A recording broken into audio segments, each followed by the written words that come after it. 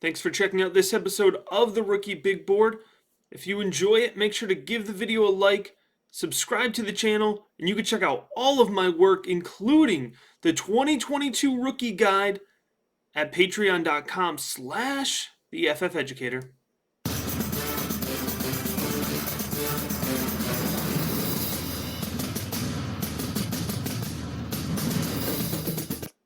This is episode 99 of the Rookie Big Board. We are just a few days prior to the 2022 NFL Draft. If you're listening to this episode, we could be one day prior. It could be draft day. This is my Plant Your Flag episode. We're talking my guys on this episode. I've selected 8 players, but I think it's important not to just plant your flag on guys you think are going to hit, but also to plant your flag on guys that you're fading, right? So what I'm going to do here is actually go round by round and give one player at their current ADP that I will be consistently planting my flag on and gaining a high exposure to, my guys.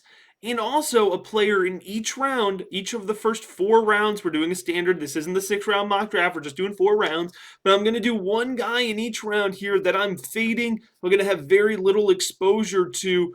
For the purposes of this episode, I want to point out that I am using Fantasy Pros rookie consensus rankings. So I figured I'd use an external source here, trying not to use my own rankings when I'm talking about fading and buying into players, right? So trying to get a neutral source. Fantasy Pros, great site, a lot of good rankers there. So I decided that that was a good reference point. Now, I want to point out here, I've said I'm using the Fantasy Pros rankings. I'm not fading their rankings. I think they're reflecting consensus. I'm fading consensus, not these rankings in particular. So let's go ahead and jump into it. I'm sure you are not surprised by my first round selection here. Chris Olave at 109. Chris Olave is a smash value for me. I will be getting high exposure to Chris Olave. If I am on the board at 109 in a Superflex rookie draft, and these are all Superflex ADPs here, I've translated the rankings into ADP. So Chris Olave is 9th.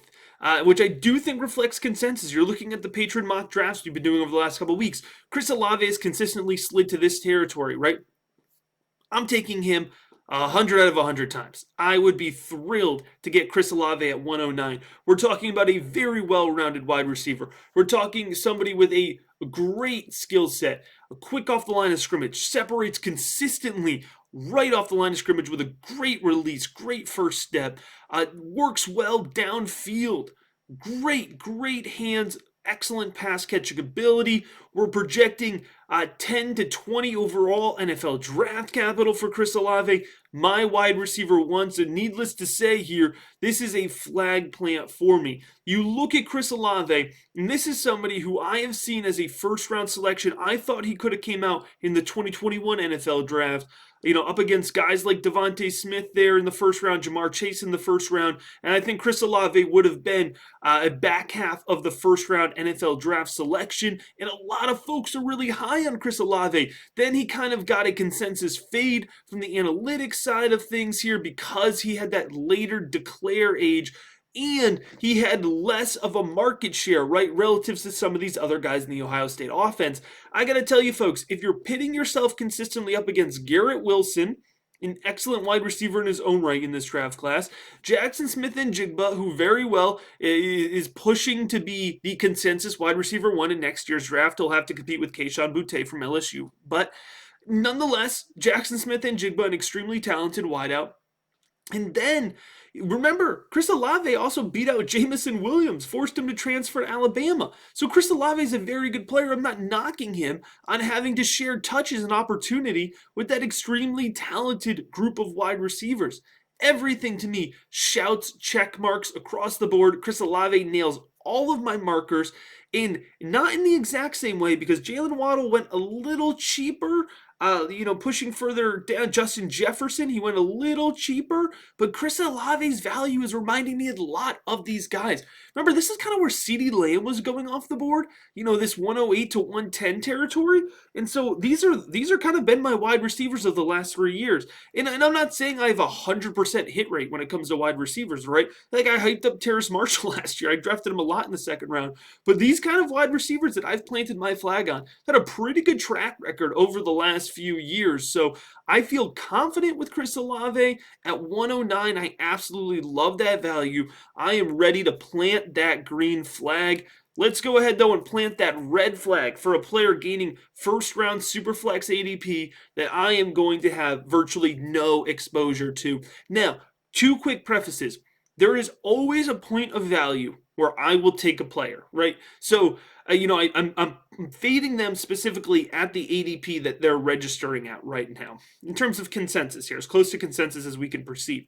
And the other thing is, and I want to point this out because I feel like folks get a little testy about this sometimes, every player that I am fading for fantasy football, I hope succeeds. I hope they have a great NFL career. Hope I'm wrong about every player that I fade. But if I sat here and never told you all a player that I was fading, then you wouldn't listen to me, right? It would just be all rainbows and sunshine. And we know statistically more of these guys are going to miss than they're going to hit. So I have to sit here and tell you guys that I'm going to fade. But I hope for their own success and personal, growth that they hit. But I'm fading Desmond Ridder. With all that being said, at 110 right now. And that is a reflection of what I've been seeing here. Desmond Ridder, to me, has way more red flags here, appropriate with this exercise, than he does green flags. All right, so I think folks are perceiving first-round draft capital for Desmond Ridder. First and foremost, I don't think he's going to get that. I think he's going to be a top end of the second round pick. Look in the 40s, like Seattle's there. There's some teams in the 50s that could go after him. But even if he does get first round draft capital, let's say he does. Jordan Love got first round draft capital. So, there's that. You look at Desmond Ridder, we have a 4-year starter. And I've talked about this fairly extensively. So I don't want to sound like a broken record, especially because a lot of folks do listen in to each and every episode or each and every, really kind of have heard this spiel before. So I'm going to try not to sound like a broken record. But my red flags with Desmond Ridder, he's inaccurate passing outside of the numbers. Passing over the middle of the field, he's inconsistent, right? In terms of his mechanics, he short arms his throwing motion consistently. He does not feel pressure well in the pocket. He leaves his body open while throwing too often, right? These are major red flags for somebody who has started 4 years at the college level. Desmond Ridder is not a raw prospect. You could not be more hypothetically pro-ready. And if you have spent 4 years as a starter in college, and you should be pro-ready, and you don't feel comfortable calling him pro-ready, then he is not somebody that you should be drafting at 110. I would much rather take Sam Howell at his value early in the second round, right? That's kind of where his rookie ADP has been going. The last point that I've tried to make really consistently is the way that Desmond Ridder showed his athleticism and speed at the college level is not going to be the way that he's going to be asked to do that at the pro level. So if you're drafting Desmond Ridder to be a scrambler type quarterback that's going to gain a ton of yards, you're going to be disappointed. Now, if you're hoping for 4 to 6 rushing touchdowns a season as his ceiling, that's possible. Desmond Ridder could hit that if he ends up the starter of an NFL team and if they design red zone packages for him, right? That's best case scenario. But he's not racking up 6, 7, 800 rushing yards a season. That's just not going to be the type of quarterback that Desmond Ridder is. If you want a dual threat quarterback in this year's draft, look for Malik Willis, or heck, look for Sam Howell. I think Sam Howell is still a better dual threat prospect than Desmond Ridder necessarily is. All right, second round, back to the green flags here. And this one's a little bullish, I got to tell you, just in terms of the actual ADP that he's coming in at. But I'm going to plant my second round flag on Skye Moore. There's a ton of wide receivers that I like, but I feel like Skye Moore is somebody who, despite the fact that he's gotten a good amount of hype, does still feel like a little bit of a bold stance to take here. At 201, Skye Moore is an electric film review. He's got sharp footwork. He's a crisp route runner.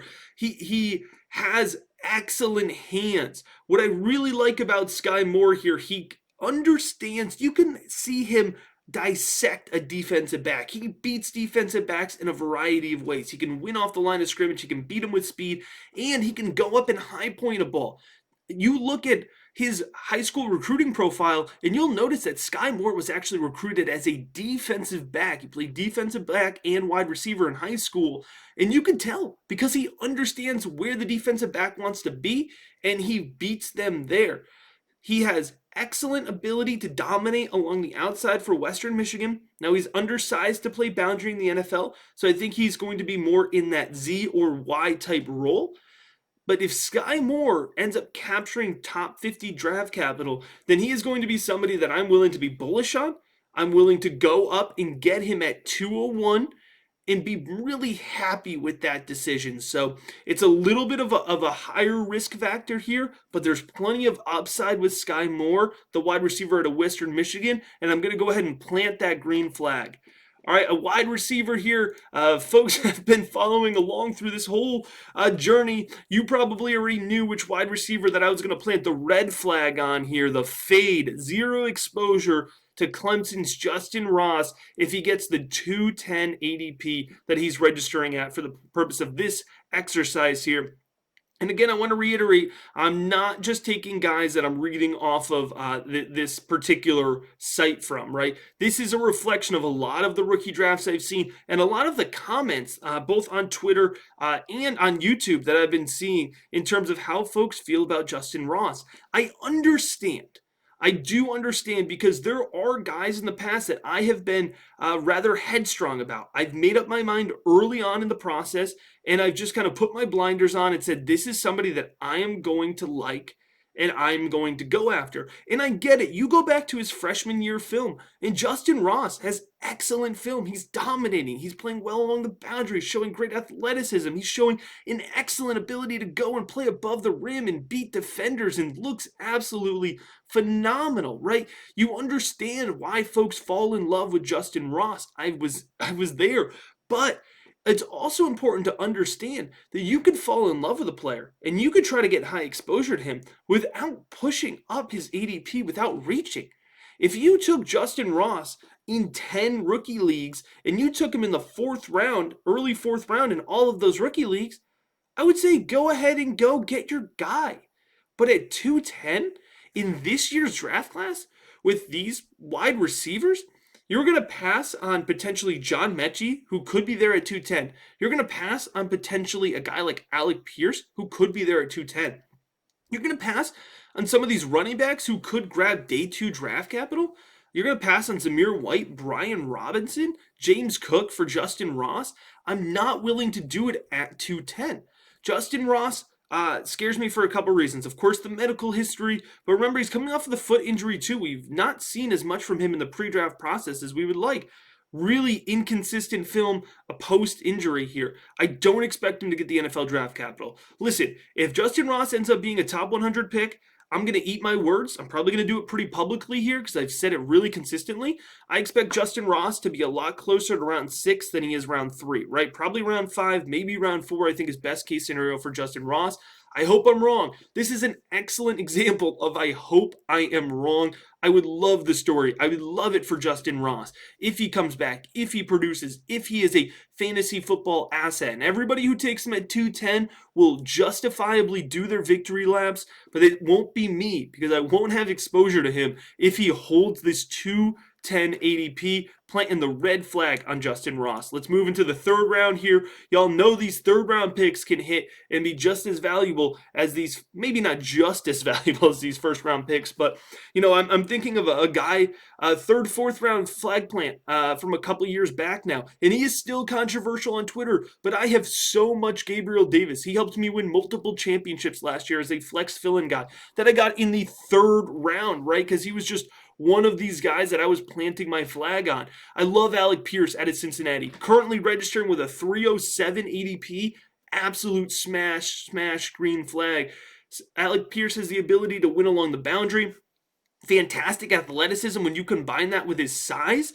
He's somebody who could absolutely dominate as an X-type wide receiver, especially if he's paired up with a quarterback with a big arm. I love his contested catch ability. I love his sticky hands. We could develop that route running a little bit more, but quite frankly, if you just let him run the curl route and the vertical, he's going to do very well in the NFL. He's going to do very well for himself. The key with Alec Pierce is, can we project him into touchdown volume, right? Touchdown opportunity, because I don't know that he's going to be the guy that gets 100 targets a season, right? It might be more in that 60 to 80 range. So can he be in a position where he's consistently putting up, 6 to 9, 6 to 10 touchdowns a season? That's going to be the difference maker. But the fact that I'm even talking about Alec Pierce in this way should reflect how I feel about him. I'm talking about a third-round rookie player who really could return value similar to a guy at the top of the second round. Think we're going to be shocked when we see Alec Pierce's NFL draft capital? He is a D2 lock for me right now, and I wouldn't be shocked if he's a top 50 selection. So I'm so excited for Alec Pierce when it comes to the NFL draft. I am planting that green flag. Planting the red flag, just one pick later, it's Wandel Robinson, even at 308. What an absolute slide in value. And I did not expect Wandale Robinson to get this low in terms of consensus, but this is something I've talked really consistently about. You have to proceed with caution when you have high manufactured touch wide receivers, right? We've seen consistently that these guys that get force-fed the ball with an overload of screens, an overload of handoffs and end-arounds, some of these guys have really struggled to produce for fantasy football relevancy. You even look at a guy like Rondale Moore, right? Rondale Moore was really efficient in his work, but he had a really low yards per target rating this past year, right? Because it translated to a lack of touchdown production and a real lack of general opportunity, right? There's going to be a cap ceiling, and you're not drafting players, especially in the third round. You're not drafting players in your Superflex rookie drafts to be low ceiling players. If you're going to hit on a dart, you want to hit on that dart. And it feels like for me, Wandale Robinson is a really fun player. He could be a great NFL player. He could contribute well to an NFL offense. I just can't confidently project a world with the size that he weighed in at, or he size that he measured in at, and just his overall profile here. I don't see him as a difference maker at the next level. I don't see that projection. It feels like a leap to make that. So we can appreciate him as an awesome college player, as somebody who, had a lot of Devy hype at one point, and also proceed with reasonable expectations. If you get him in the fourth round, stash him on your bench. Okay, he may have some opportunity to flex in there, but I'm not going to be taking him in the third round because there's still a lot of players left on the board that I like, including the player that I'm going to green flag plant here for my fourth round selection, and that is tight end Jeremy Ruckert. I got to tell you, the closer and closer we get to the NFL draft, the more and more I talk myself into Jeremy Ruckert. I think he is an excellent pass catcher. I think he has the ability to be a red zone target at the next level. He's a two-way tight end, so I think he's going to hit the field quickly as a blocker in the NFL. I think the NFL really likes him. I wouldn't put money on this, but I wouldn't be shocked if Jeremy Ruckert is the first tight end taken in the 2022 NFL draft. Maybe he won't be, but I do feel fairly confident projecting him as a top 100 selection here in the NFL draft. And if that happens, he's going to have draft capital. He's going to have pass catching ability. We talked about the Ohio State offense. I'm not knocking him for not overflowing the box score there at Ohio State with the weapons in that offense. So I think there's a lot to like. Past Trey McBride and, to a degree, Greg Dulcich and Cade Otton to a degree, there's not going to be guys that are necessarily going to stand out as tight ends in this draft class. And so if you can get a value on Jeremy Ruckert at 401, that's where I'm looking at spending at tight end. I talked about the players that I like in the second round. I don't think I'm going to be willing to pay for Trey McBride. I think he's going to be a fine fantasy football player, but I don't think I'm going to be willing to. I'd rather wait a couple rounds here and take a shot on Jeremy Ruckert, especially if I can get him at the start of the fourth round.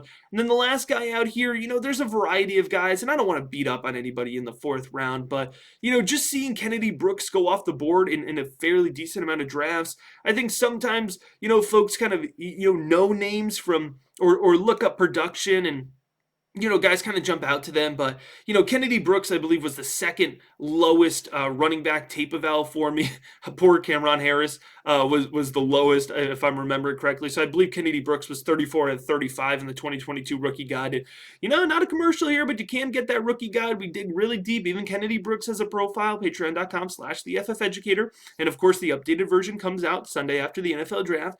But you look at Kennedy Brooks here. I just see a Jag profile. He's probably going to go undrafted. I don't think he's going to register with rookie ADP. So again, I don't even want to beat up on him, but he has been somebody I've kind of consistently seen, be this late dart throw. And I just think that there's so many good players. I can talk 25, 30 wide receivers deep that I think have a shot of being impact players in the NFL. And so if I'm taking a fourth round shot and it's not on a guy like Jeremy Ruckert, it's probably going to be on a wide receiver because there's a lot of guys I like there. I tried to limit that. I could talk about upside and players I like and plant a lot of flags, but I tried to limit this episode to be quick, succinct, and it is episode 99.